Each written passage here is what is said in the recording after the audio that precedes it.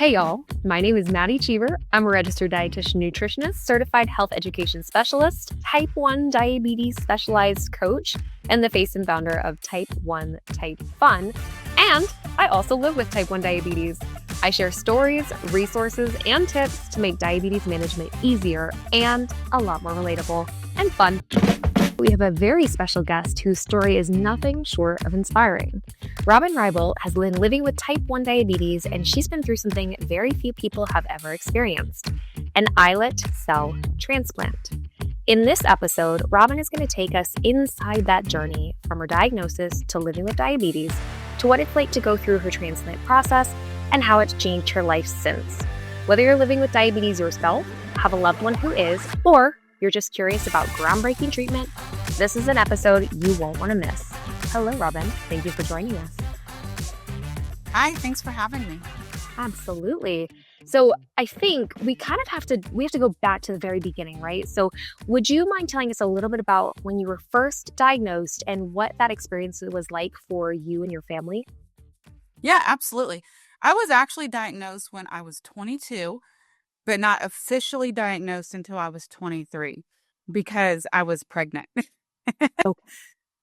They actually found my diabetes on an HIV screen, which is kind of weird to say, but they ran my initial HIV screening and it came back positive. And then when they ran the Western blot, it came back inconclusive. And they were 100% positive that I was in seroconversion and I had HIV. Oh my goodness. Yeah, so grew up in a very rural community, and this is something they just didn't see a lot of, to be honest. So we went through a process of repeating this a few times. It kept coming back the same way. They called, I believe it was the CDC they called, and they were like, "Oh, you need to do this special test, a PCR." They did the PCR and came back on Christmas Eve. But I didn't have HIV or hepatitis C, but I do have diabetes, and I needed to come to the emergency room and get admitted. Okay. Wow. So that must have been quite a shock. But of course, I'm glad you're here. I'm glad all is relatively well. I always say that with a mindfulness of the fact that we're still talking about diabetes, right? But I think the question that brings up for me then is, especially knowing maybe you said you came from a rural community, right? So how did living with diabetes change your life or affect your day to day school, career, family relationships? Well, I think when you get diagnosed with type 1, it just becomes your life 100%. Like that is your life now. So it was really hard with friends and family, and they just didn't understand. My husband at the time, I mean, we were in the trenches with it together, right? Because we didn't know anything about it. CGMs were not available back then. Pumps were pretty rare. Like people had them, but they would be like, oh, that's a bad kind of diabetes if you got a pump, right? So people just didn't know about it. So often when you're talking about this, people would say, "Oh, you're a health nut because you're trying to watch your food. You're trying to watch what you eat because, I don't want my sugar going high." But to them, it's more about you're trying to be skinny or you're trying to do this or that. And I'm like, no, I just really don't want to die. Like that's It's just a little thing I don't really prefer today. Yeah, that's that's a really important point too. I think that the identifying the fact that our perspective is so different as it relates to our health and our choices compared to someone else's perspective. And a lot of the times we can find that sometimes what people actually think is more so related to them than it is about us. You know what I'm saying? yeah, absolutely. Yeah. Okay. So, a big reason why I'm really excited to get to chat is because of the islet cell transplant. There may be people who are not familiar with this. So, for listeners who don't know, can you explain what this is and how it works and maybe how you tie in? Yeah, absolutely. Islet cell transplant is where they take islet cells out of a pancreas of a cadaver, somebody that's passed away. They harvest the islet cells out and they put them into your liver portal vein in a type 1 person. And then you're just not type 1 after this. So, interestingly enough, this procedure has been around for a very, very long time. And they call it TPAT, TPIAT. And it's usually done with your own islet cells where they take out your pancreas and they harvest your islet cells for people that have chronic pancreatitis. And then they put their own back in, and they don't have to take anti-rejections or anything like that because their own. So when this came around, it's kind of like wait a minute, I think we could probably put these in people and then give them immunosuppressants, and it works. And that's really what has happened with that. In order to do this, since we know this is something that's been a working thing for a very long time, you're talking over 30 years, islet cell transplant has been happening for diabetics. You have to get this through research in the US currently. If you're going to do anything with that, you have to do it with research, except for one hospital in Illinois is approved to do islet cell transplants. So if you go through research, you have to do something above and beyond that, which I did. I was part of the Cernova study where they were testing out islet cells in pouches in your stomach. They would put the pouches in your stomach and they would put the islet cells in the pouches and see if those worked. That did not work 100%. I will say when they did it the first time, because I had 2 separate transplants of that. When I did it the first time, then it did fix my highs and lows. I didn't have lows anymore, like at all. And then I wouldn't have massive highs. So normally I drink a cup of coffee. I would hit 300 easily with a cup of coffee and come back down my normal pattern, maybe within 2 hours with some insulin, right? But after they did the initial islet cell in my abdomen, I would drink coffee and I might peak around, I don't know, 180, 200, maybe 250 max if you put a lot of creamer in. But then they went ahead and did a second one because they want to fill the other pouches. They were like, okay, let's do a second one. And we did that.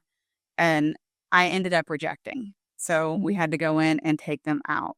And that's kind of where I don't want to say the study didn't work, but I rejected the islet cells personally.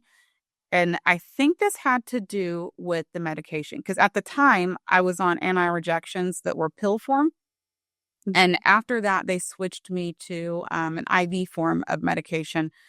And then they did the islet cell transplant through the inner vein portal for the liver.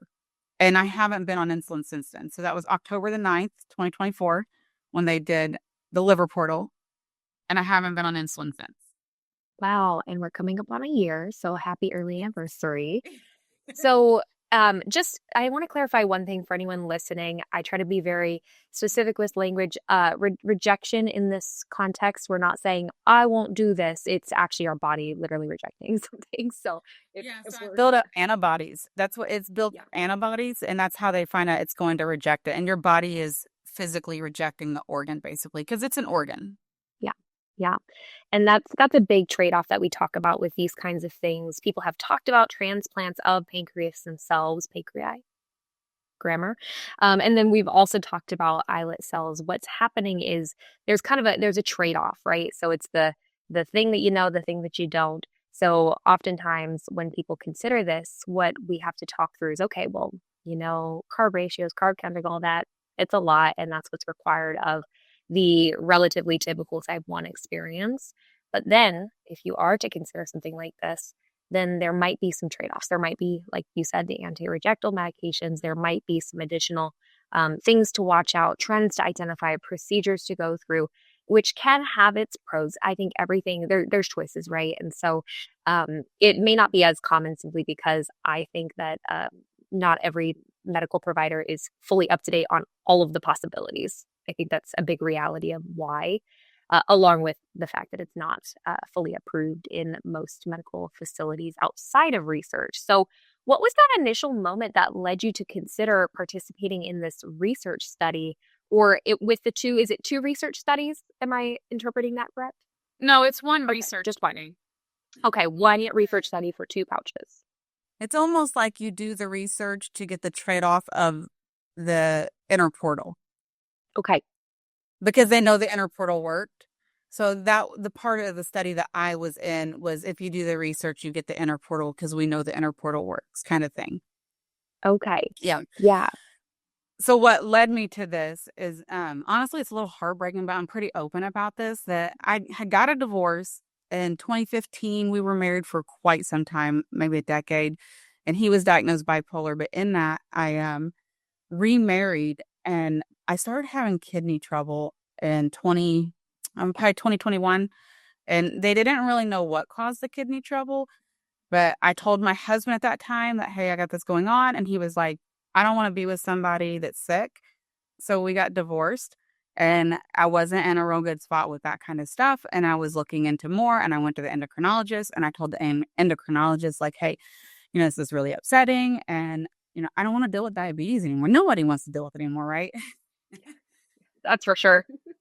Yeah, and I have 5 girls at home, and I'm like, I don't wanna deal with this anymore. It's so upsetting to deal with that kind of stuff.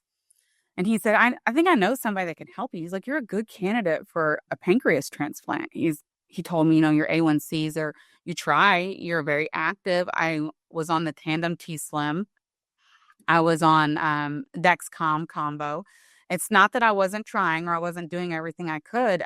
We just couldn't get it under control. My A1Cs ran in between like 7 and 7.5, which is actually pretty good in the diabetes community.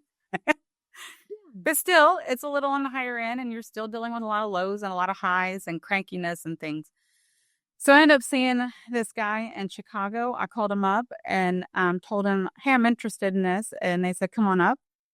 And I came up and they were like, actually, you could join this islet cell study if you want. And I'm like, okay, whatever. I just signed up for it. So it's kind of a casual thing that turned into something much bigger. Yeah, I had no idea. I was just trying to get a pancreas. I was just trying to get rid of diabetes, right? Like, I didn't care. I was going to sign whatever. Yeah, okay. So now I'm kind of curious about the details of the procedure specifically, slash, through the research, what it is that you had to do. What was some of the preparation that you might have had to consider for the islet cell transplant, and maybe what was the recovery like, if any? Yeah, so the preparation, because it was also in research, you have to do, I think it's called thymo induction, where they kill your immune system. So first they had to put in the pouches. They put in pouches in my stomach. So it slit me basically from like the rib cage down to the pubic bone and put these pouches in there, sewed that up, let that marinate for maybe 3 months because you want blood vessels all around it to vascularize.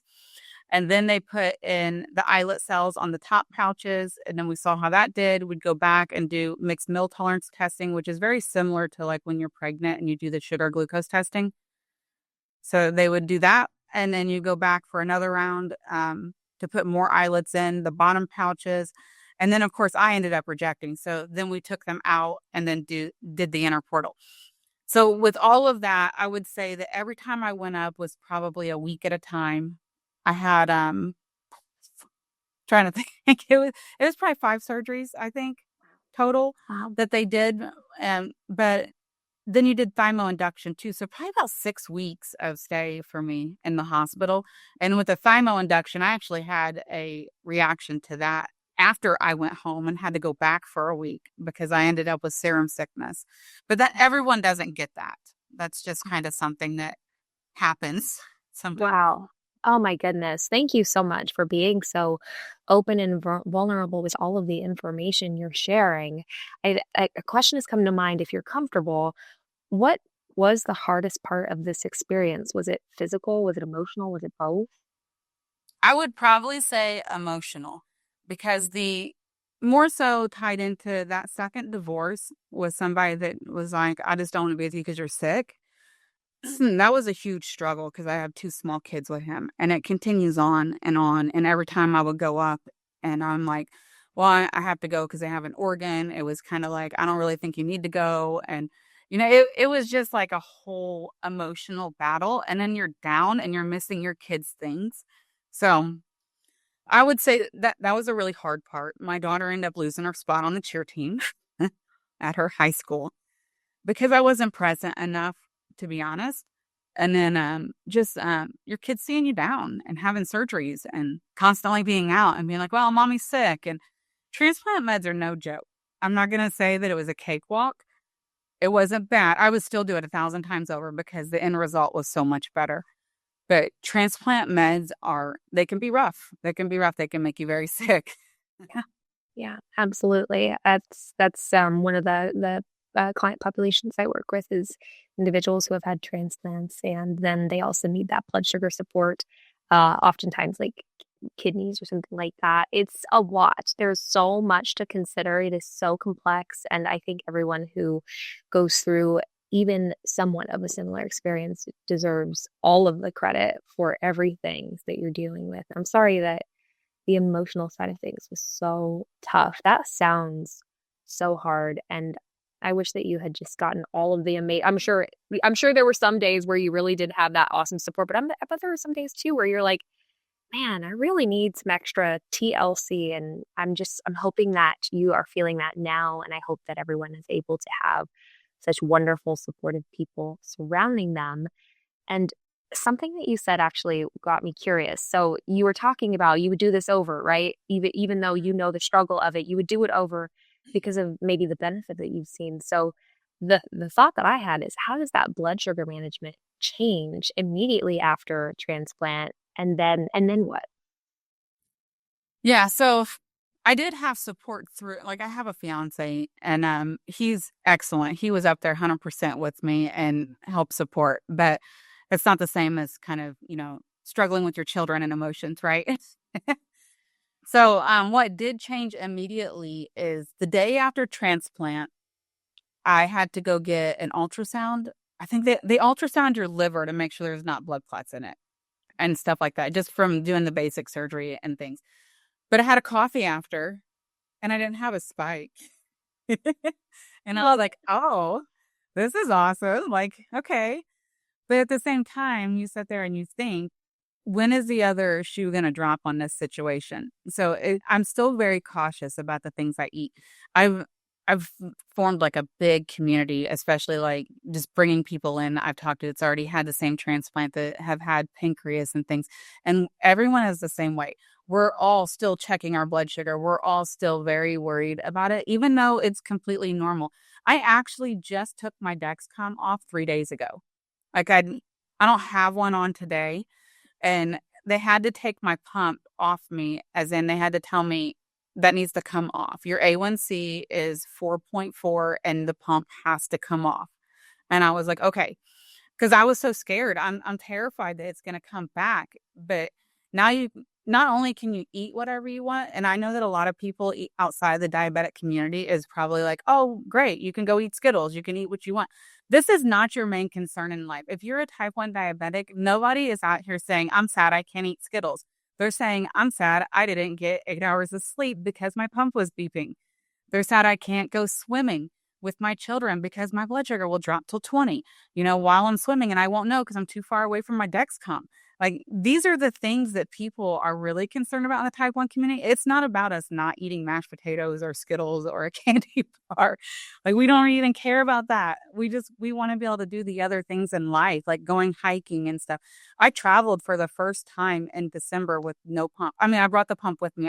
I shouldn't say I traveled that. I brought it with me in a bag because I was like, maybe I might need this, because I was unsure about it last year. That's just a month out of transplant. But went through TSA and I didn't get flagged. I didn't have to do a pat down. I went straight through and got on my plane with no problems, because usually you get patted down in TSA. Oh, yeah. Yeah. And then we went into Great Wolf Lodge, and I swam with the kids in December. And just last month, I went and swam in the ocean for 2 hours with no pump, nothing on. Like, I was just swimming. My blood sugar was stable. It was 83. And Man. those are the things that are life altering for a type 1 diabetic. Getting regular sleep. We know that in the general public, not getting regular sleep affects your health, right? Yeah. But as a type 1 diabetic, you might as well have a newborn right beside you 100% of the time, because of these beeps, the lows, and snacks, and worrying about things. And that's the biggest life altering thing for me, and why I would do it 1,000 times. I got 5 kids, and those girls are nothing compared to diabetes. I would take a newborn baby any day over type 1 diabetes. Yeah, a lot of people have their trade-offs, right? There was a trend going on around recently that was like, oh, if you had the opportunity to be cured of diabetes, would you? And a lot of the influencers in the T1D world were like, no, I love my diabetes. It's who I am. I don't know. Maybe I'm not a good person, but I was just like, yep, nope, I'm done. Like, absolutely, I have served my time. Thank you. I'm ready for the next challenge. It is a really big thing. I don't know if you've heard the Stanford medicine statistic that says individuals with type 1 compared to their counterparts without need to make about an extra 180 something decisions in a day. I did the math on that, and I perfectly spaced it throughout the day, which I know isn't how diabetes works, but that is one choice every 5 minutes if you get 8 hours of sleep. One choice every 5 minutes. So think Yeah. about hearing mom every 5 minutes or more or less. I don't know, but there's a lot of things that there's, yeah, it's quite a world of opportunity and possibility. And the level of security and safety you mentioned emotionally, having that is so freeing. If you're listening to this and you're like, 2 hours of swimming, that's whatever. That's just a normal day. That is a wonderful amount of health privilege. I want you to keep your health and keep running with it. That's awesome. Because when I was sitting here, I was like, oh my gosh, 2 hours in the ocean. I would be stressed to the max because I would have no clue. Like me taking a surfing lesson last year was so scary. I stayed about 200 the whole time because I was scared of going low, but didn't go much higher, so that was fine. But I didn't have my CGM. I didn't have anything, right? It was just, I say it's like having type 1 diabetes for me with having a CGM and an insulin pump. It's like driving a car. You have a backup camera. You can see out the windows. You have a backup, a mirror, all that. And then imagine removing all of that. And then it's like you're literally driving a box that you can't see out of. Good luck. Like that's how diabetes feels to me sometimes, type 1 as I manage it. But something else that you mentioned too is the you had to take away the pump, right? You had to take away the pump. I know that feeling of that security from the pump. It like my pump is one of my besties. No offense to my significant other, no offense to my actual besties, but Patrick and I have a T-Slim. So Patrick and I are close. We're this. And I think though the thought that came up is so you've gotten to get rid of or you've had to get rid of the pump. Are there any ongoing medications or monitoring that you have to do to maintain what has happened in this transplant? Yeah, actually, I do an IV. So I do low dose tacrolimus in a pill form because a lot of transplant patients, they take tacrolimus, but it's very well known that tacrolimus does not help your kidneys. Okay. Tacrolimus is very hard on the kidneys.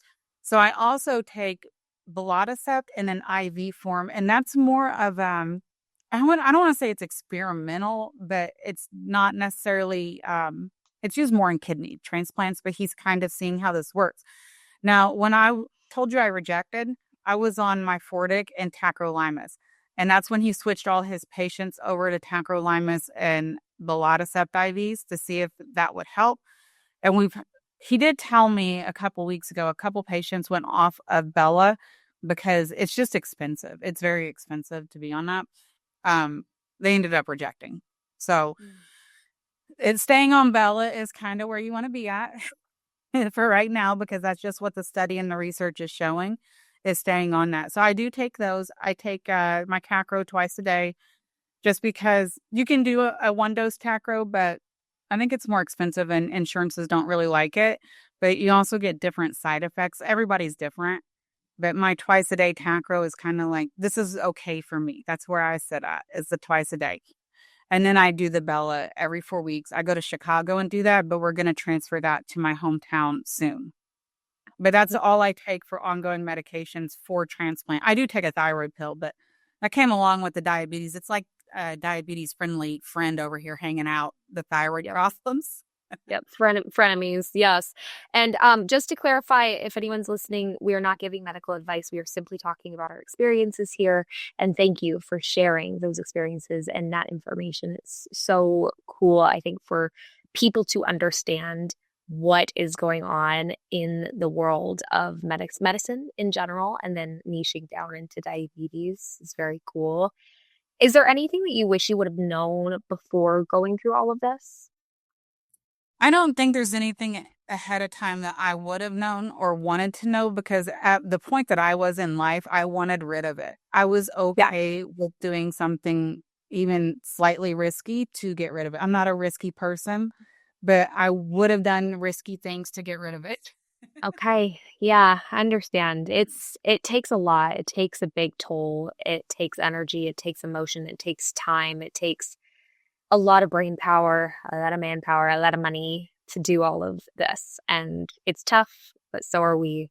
And so the fact that you have gotten to choose this journey to be on, that you have found the right people, found the right support is awesome. And it makes me kind of think, what would, if someone was kind of sitting in your shoes, maybe I guess I'd say like a year ago or prior, would you give them any advice based on what you know now? I think the advice that I would probably think about is this doctor that I went to. He runs a lot of these research-based programs, and he's continuing on with his research. Like, I'm just a little peg in his cog, right? So he's continuing on with his research, but he's fantastic, fantastic doctor. I would highly recommend anyone interested in diabetes research to reach out to him. And he's through University of Chicago. His name's Dr. Wachowski, but their team is one of the most excellent teams I've ever met in my life. This doctor gives his phone number to his patients. You can text him at any time. I've texted this guy at 2 o'clock in the morning and I've been like, hey, I've got a slight fever, 99.9. And he calls me directly back. And I'm like, whoa, I don't think it was that deep. But he's like, yeah, it is. This is what we're going to do. They just have a fantastic team. So anyone that's considering any research or doing something like that, I think you should interview the team and make sure this is a good fit for you.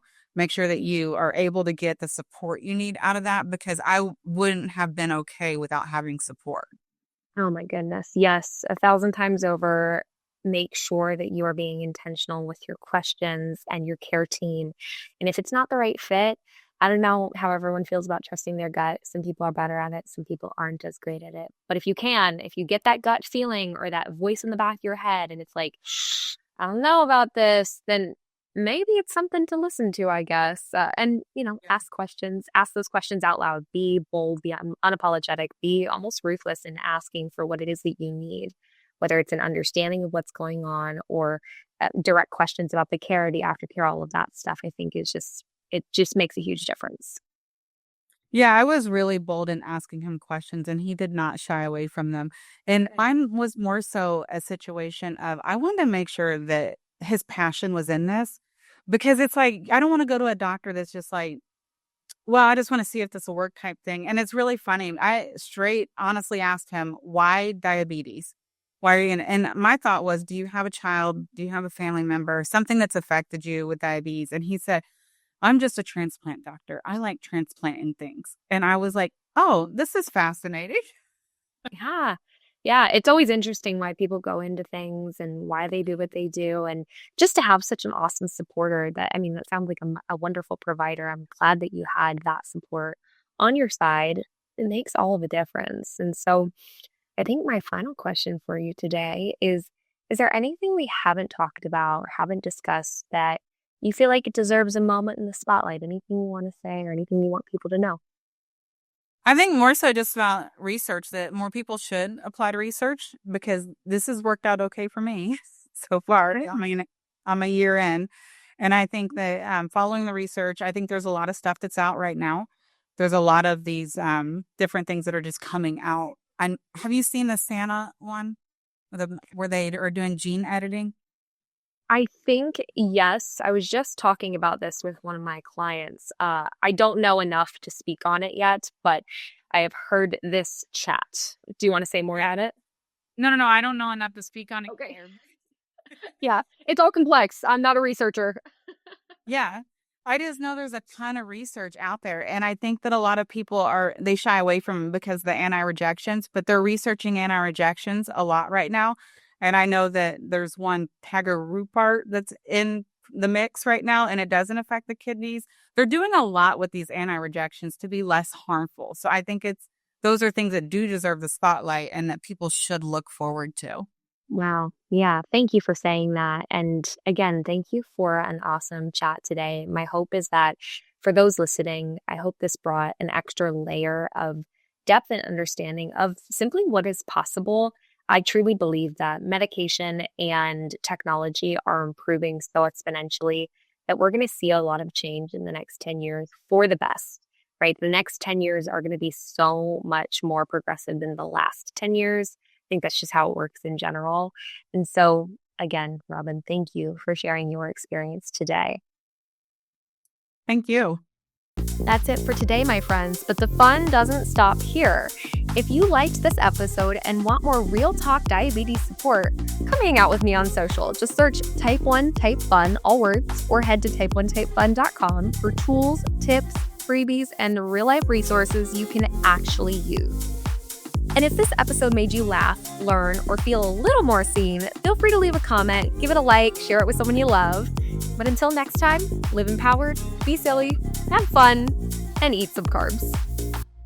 The information shared on this podcast is for educational and informational purposes only and is not a substitute for professional medical advice, diagnosis, or treatment. Always seek the advice of your physician or qualified health provider with any questions you may have regarding a medical condition. Never disregard professional medical advice or delay in seeking it because of something you heard on this podcast.